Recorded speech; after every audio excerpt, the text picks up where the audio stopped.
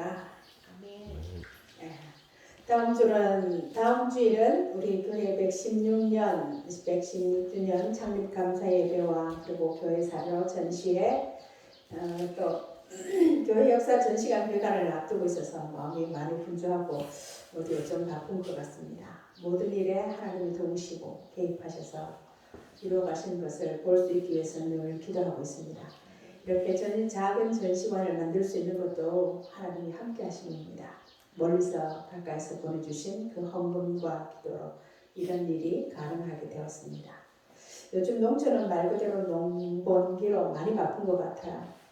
며칠 전에 아는 분이 수박 농사를 원래 짓겠다고 하는데 수박밭을 아직 만들지를 못해서 잠을 못 자고 있다고 여기저기 다치기도 하고 그래서 제가 좀 쉬면서 하세요 이랬더니만 천천히 하라고 했더만 안 된대요. 농사는 때가 있기 때문에 지금 안 심으면 안 돼요. 그러면서 지금은 씨를 뿌리고 이삭을 심고 모종을 할 때라는 거죠. 근데 이 시기를 놓치면 한 해 농사를 거치게 되기 때문에 농사에는 특히나 때에는 시기가 중요하다고 합니다. 그래서 쉴 수 없다고. 우리는 늘 급한 일에 떠밀려 살고 있지 않은가 그런 생각을 한번 해봅니다. 제가 스캇 솔저라는 저자의 책을 몇 권 소개해드린 적이 있습니다. 그는 C.S. 루이스라는 유명한 분의 글을 인용하면서 이렇게 말을 합니다. C.S. 루이스는 인류 역사를 보면 현재 세상에서 가장 큰 기여를 한 사람들은 다음 세상을 가장 많이 생각하는 사람들이다 라는 유명한 말을 했다. 다시 말해서 하늘의 마음을 둘수록 머리와 가슴이 예수님 그분의 나라와 목적을 향할수록 이 땅에서 더 많은 유익을 끼치게 된다는 것입니다. 뿐만 아니라 동시에 자신도 더 행복하고 건강하고 온전하게 살게 된다. 하지만 솔직히 우리의 머리와 가슴은 좀처럼 루이스가 말하는 다음 세상을 향하지 못하고 있다. 이루어야 할 목표, 취득해야 할 학위, 추구해야 할 커리어, 즐겨야 할 우정, 부양해야 할 가족, 그리고 모아야 할 은퇴 자금 등의 마음을 빼앗기고 있다. 인간의 주된 목적인 하나님을 영화롭게 하고 영원토록 그를 즐거워하는 것으로부터 한눈 팔기가 너무도 쉽다. 현실적으로 하늘의 마음을 둘 만한 시간과 힘이 있는 사람이 얼마나 될까? 골로새서 3장 2절에서 말하는 것처럼 위의 것을 생각하고 땅의 것을 생각하지 않을 만큼의 집중력 혹은 의지가 있는 사람이 몇이나 될까?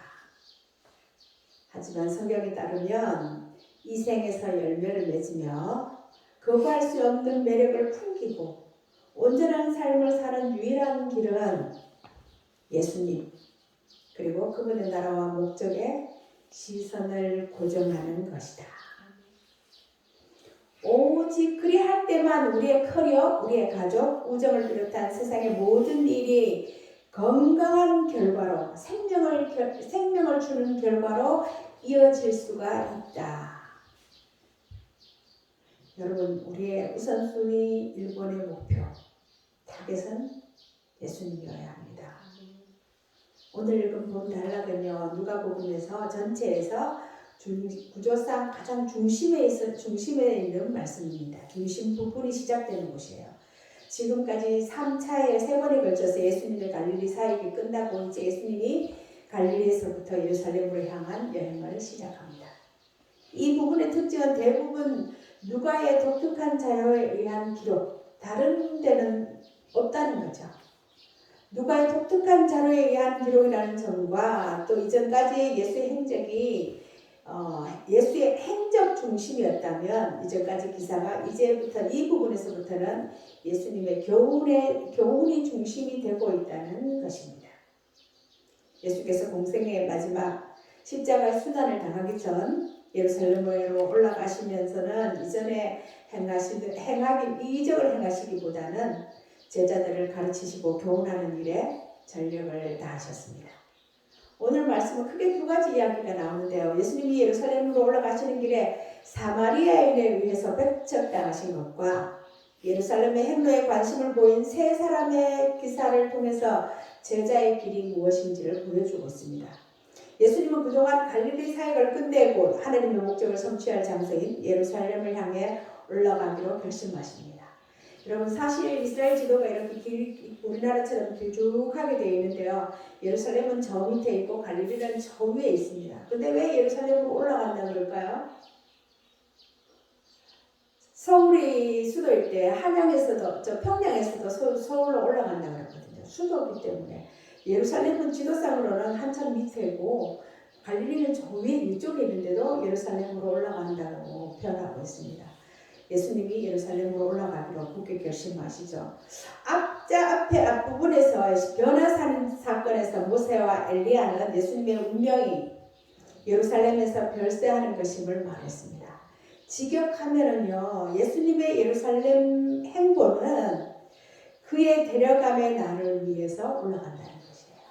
그의 데려감의 날을 위해서 올라가는 것이다. 9장 51절에 보면 예수께서 승천하실 기약이 차감해. 여러분 아무 생각 없이 읽으셨습니까?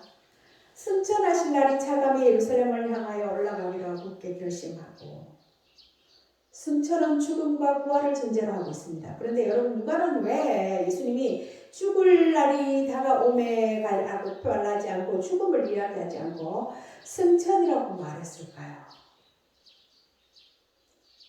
구약에서는 나무에 매달리는 것은 굉장히 수치로 생각했기 때문에 십자가에 처형된 예수님의 죽음이 영광스러운 죽음이라는 것을 이야기하고 싶은 것은 아니었을까 그렇게 봅니다. 52절을 보면 사자들을 앞서 보내심에, 사자들 누구였습니까? 제자들이었죠. 그들이 가서 예수를 위해 준비하려고 사마리아인의 한 마을에 들어갔더니 예수께서 예루살렘을 향하여 가시기 때문에 그들이 받아들이지 않았다. 이 당시 사마리아인들도 예수님에 대한 소문을 들었겠죠. 예루살렘이 아래 지역이고 중간이 사마리아 지역이고 위가 갈릴리인데 예수님이 이 두 곳을 오르내리면서 사역하셨는데, 오는 길에 가는 길에 여러 가지 일들을 하셨는데 사마리아인들이 그 소식을 못 들었겠습니까? 그런데 이들이 예수님이 예루살렘을 향한다는 말을 듣고 받아들이지 않았다는 것은 그들의 성전이 예루살렘이 아닌 그리심산에 따로 만들어 놓고 그들만의 예배를 드렸기 때문에 아마도 예수님을 그들의 메시아로 인정하고 싶지 않았을지 모릅니다. 사마리아는 갈릴리와 예루살렘 중간에 위치하고 있기 때문에 두 곳을 왕래하면 이렇게 가면 직진거리인데 이렇게 하면 지름길입니다. 그런데 예수님 일행이 도착한 사마리아 한 촌에는 예수님의 일행을 환영하기보다는 도리어 배척하죠. 그 이유가 아주 깊습니다. 역사적인 적대감에서 기인하는데요. 역사적으로 주전 721년에 아수르가 북왕국을 멸망시킨 후에 이 사마리아에 사는 이스라엘 백성들을 다 포로로 잡아가고 다른 지역 식민지 바빌론 근처 아수르 근처에 있는 사람들을 이곳에 다 한 곳에 이주시켜서 호남 민족이 되게 만들었습니다. 그래서 BC 400년째 돼서 경에 바벨론에서 돌아와서 유대인들이 성전을 짓고자 할 때, 성전을 재건하려고 할 때 이 사마리아에 남아있는 사람들이 우리도 같이 돕겠다. 그렇게 하자 유대인들이 너희들은 피가 혼혈이어서 더러워져서 안 된다. 불경하다고 해서 우리가 하나님을 전을 건축하는데 너희와 우리는 상관이 없다. 손대지 마라. 에스라엘 그렇게 이런 지하에 거절해버립니다. 그 후 사마리아인들은 조직적으로 성전 재건을 방해하죠. 그 결과 고레스 왕부터 다리오 왕주기까지 한 14년 동안 성전 건축이 중단되는 일이 벌어졌습니다. 그래서 절기가 돼서 갈릴리에서 예루살렘으로 가는 절기가 돼도 유대인들은 시간과 힘을 절약할 수 있는 이 사마리아를 건너지 않고 빙 둘러서 요단강을 건너서 먼 길을 택해서 예루살렘으로 이렇게 가지 않고 빙 둘러서 다녔습니다.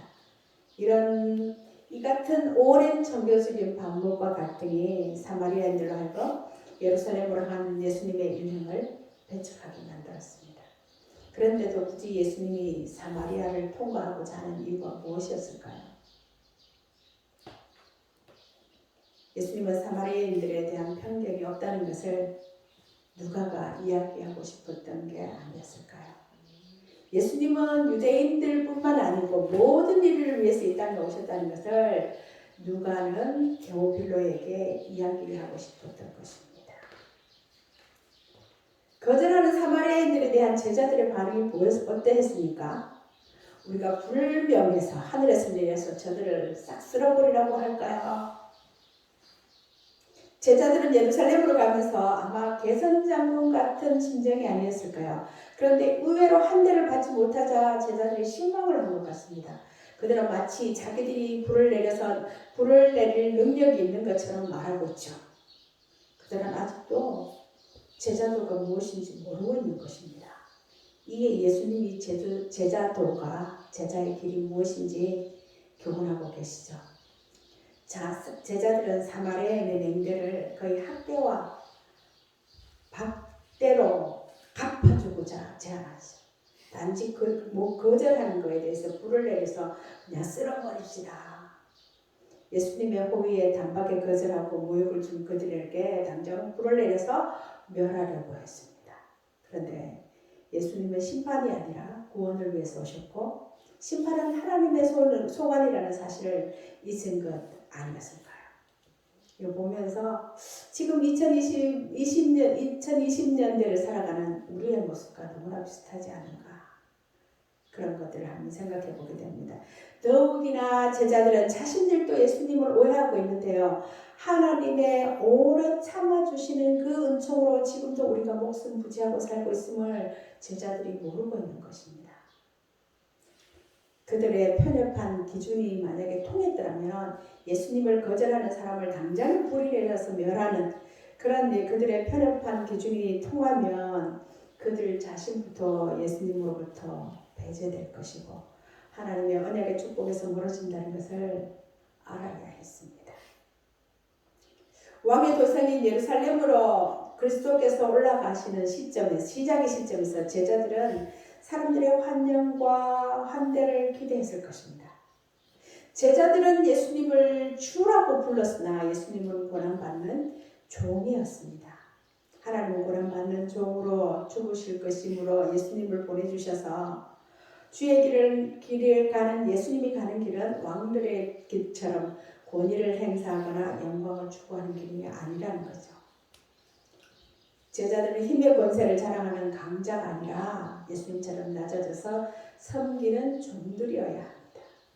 이어서 예수님을 따르고자 하는 세 종류의 제자 지망생이 나오죠. 근데 그들은 모두 인터뷰에서 실격당하고 맙니다. 야고보와 요한에게 예수님 길을 준비하는 태도를 알려주시는 예수님은 세 명의 제자 후보를 만나는 장면을 통해서 제자 도를 가르치십니다. 첫 번째 사람은 예수님이 어디로 가든지 따르겠다고 말합니다. 9장 57절을 보면 길 갈 때 어떤 사람이 여짜오되 나는 따르리이다. 이 말에 예수님이 동문서답 같은 말씀을 하시지 않나요? 여우도 굴이 있고 공중에 새도 집이 있는데 이제는 머리 둘 곳이 없다. 무슨 뜻일까요? 제가 여기서 그래도 따를래? 이런데도 너 나를 주라고 따를래? 그런 의미였을까?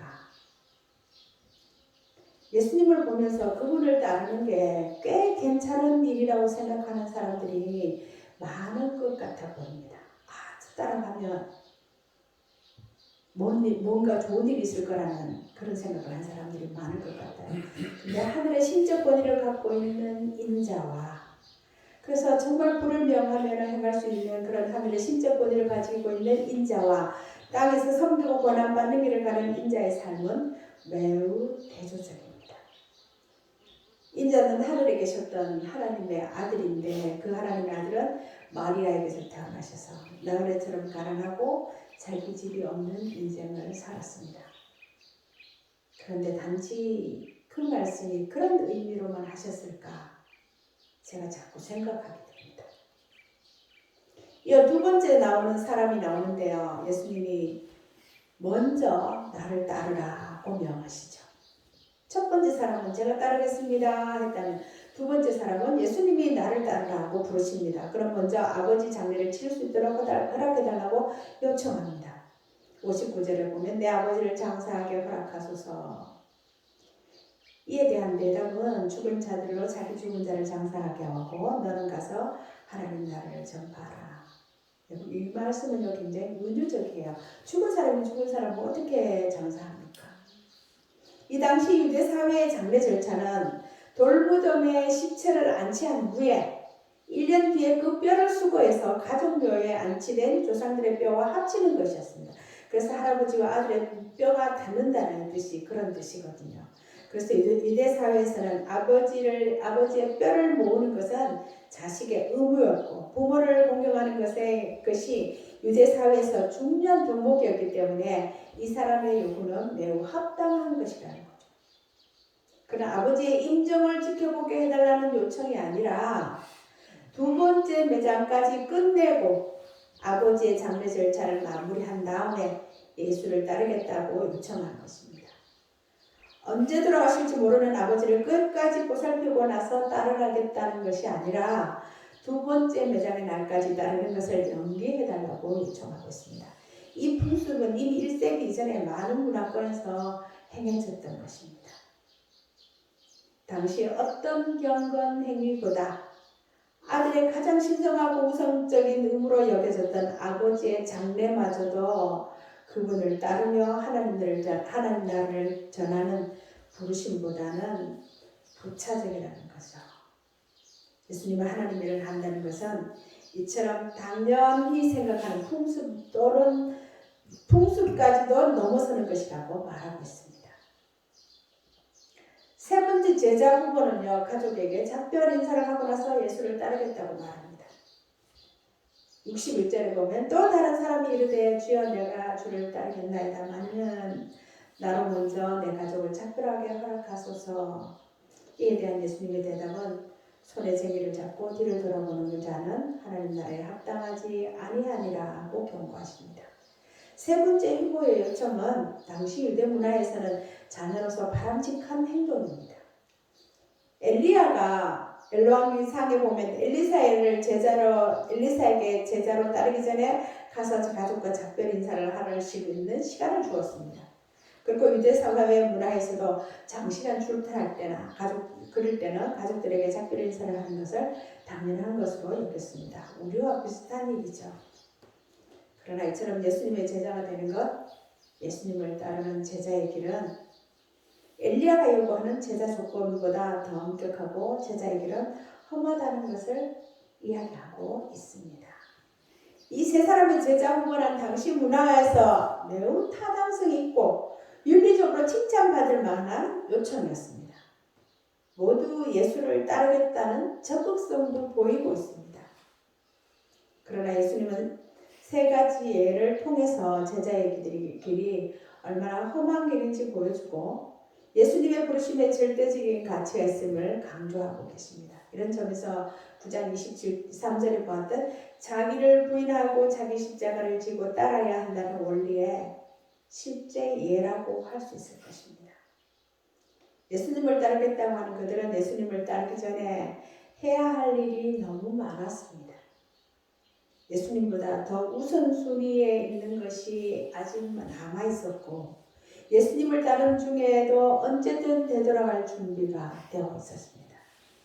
예수님을 따르는 일이 부모를 장례하는 일이나 가족과 작별하는 일마저 허용되지 않는다는 뜻은 결코 아니죠. 하지만 예수님의 명령과 세상에서 가장 중요하다고 여기는 일 중에 하나를 선택한다면 선택의 여지가 없어야 하는 그것이 하나님 나라 기준이고 그래야만 제자입니다.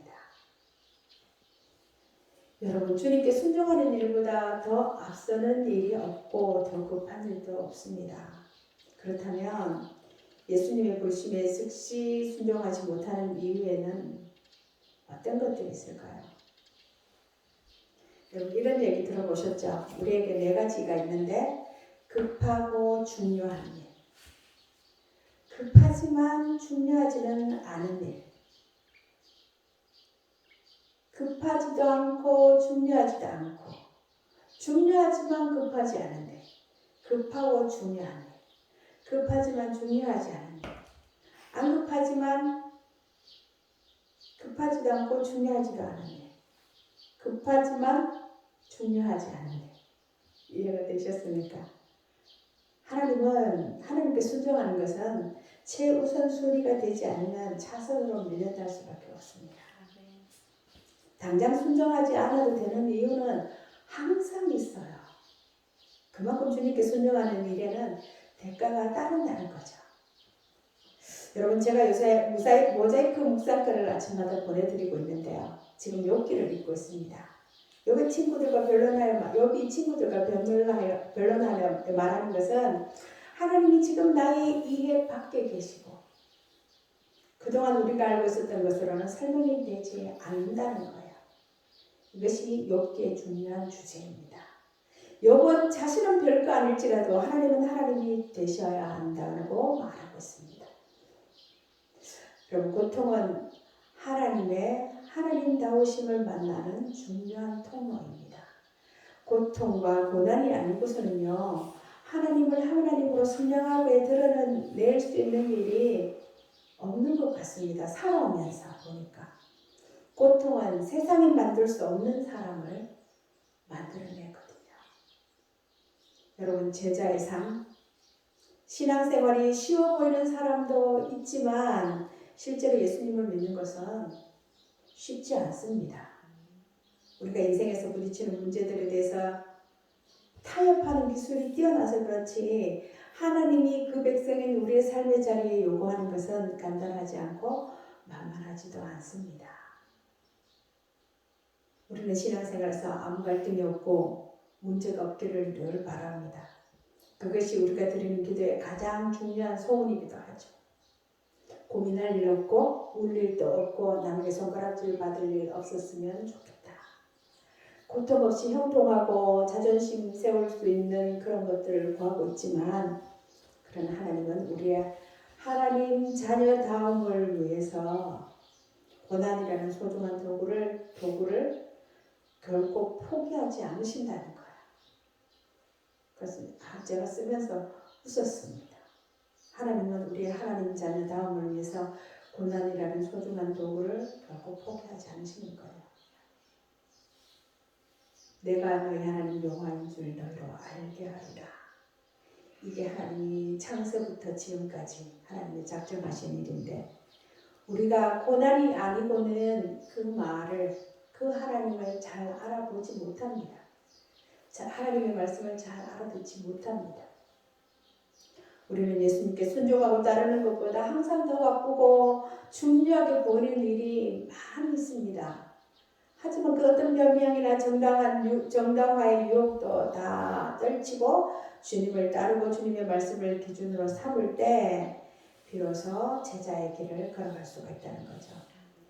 예수님이 타협할 수 없는 유일한 소망이어야 합니다. 그렇지 않고는 예수님이 주변으로 밀려날 것이고 삶의 중심이 다른 것으로 채워지면 그것이 아무리 좋고 고귀한 것이라 해도 나쁜 결과로 이어질 뿐이라는 거죠.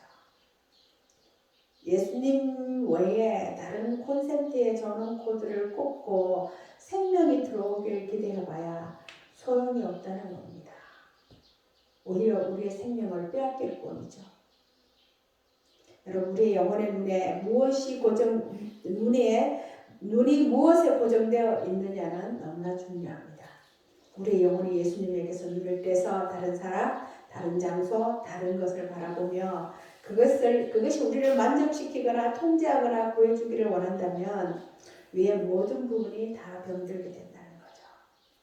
반대로 우리의 영혼이 예수님만을 바라본다면 다른 장소, 다른 사람, 다른 것과의 관계가 더 건강해집니다. 예수님 외에 다른 보물의 시선을 고정하면 세상 속에서 하나님의 목적에 쓸모없는 인간, 심지어 방해되는 인간으로 전락할 수밖에 없습니다. 어떤 분이 갑자기 돌아가신 분인데 늘 하시는 말씀이 나는 몇 살까지 이렇게 살았으면 좋겠다. 하나님이 기뻐하지 않으셨나? 오래오래 생각했습니다. 하나님 기뻐하지 않으셨나? 또 어떤 한 분 장로님은 암이셔서 하나님 나는 성경책 3번만 필사할 때까지 살게 해주세요. 자녀들이 세 명인데 하나하나 다줄 3번 필사할 때까지만 살게 해주세요. 하나님 길게 아직까지 건강하게 잘 살고 계세요. 우리의 시선을 주님께 두고 사는 삶, 이것은 참 은유적인 표현이죠. 주님이 동쪽이에요, 서쪽이에요, 남쪽이에요, 북쪽이에요, 남동쪽이에요. 어디 계십니까? 우리의 시선을 주님께 두고 산다는 사람이 어디로 시선을 둬야 된다는 뜻이에요. 굉장히 은유적인 표현입니다. 이 말을 달리 표현하면 성경에 우리의 시선을 두고 살아야 한다고 말씀드리고 싶습니다. 하나님 말씀에 지난주에 읽어드린 말씀인 골로새서 1장의 말씀대로 믿음 안에서 말씀 안에서 주님 안에 뿌리를 든든히 박으며 주님이 누구인지 알아야 가능한 일이에요. 모든 신령한 지혜와 총명의 하나님의 뜻을 아는 것으로 채우고 모든 신령한 지혜와 총명 어디서 배웁니까? 누가 그렇게 줍니까? 성령입니다. 주께 합당히 행하여 범사에 기쁘시게 하고 이것과 반대되는 것이 사사기 시대에 자기 소견에 오른 대로 하나님의 말씀에 귀 기울이지 않고 자기 소견에 오른 대로였죠. 모든 선한 일에 열매를 맺게 하시며 하나님을 아는 것을 자라게 하시고 뒤 이어지는 바울의 골로새 교회를 향한 기도가 이 한 주간도 일평생 우리의 기도가 되기를 바랍니다. 기도하겠습니다. 거룩하신 하나님 아버지 은혜를 감사합니다. 부족한 저희들을 불러서 하나님 자녀 삼으시고 하나님이 행하시는 그 일들을 알게 하시고 제자로서 이 땅에 부름받은 저희들의 삶이 어떠해야든지 다시 말씀으로 교훈하심을 감사합니다. 하나님 저희들에게 성령으로 함께 하시고 은혜를 주셔서 하나님 알게 하시고 주님 알게 하시고 구원 알게 하시고 영생 알고 살아가게 하셨습니다. 하나님 이 땅 사는 날 동안 주님 기뻐하는 삶, 기쁘시게 하는 삶 살게 하시고 하나님 이름 드러내는 삶 사는 우리 성도들 되게 하옵소서. 오늘도 함께 예배하게 하시고 귀한 말씀 주심을 감사하며 예수님의 이름으로 기도드립니다. 아멘.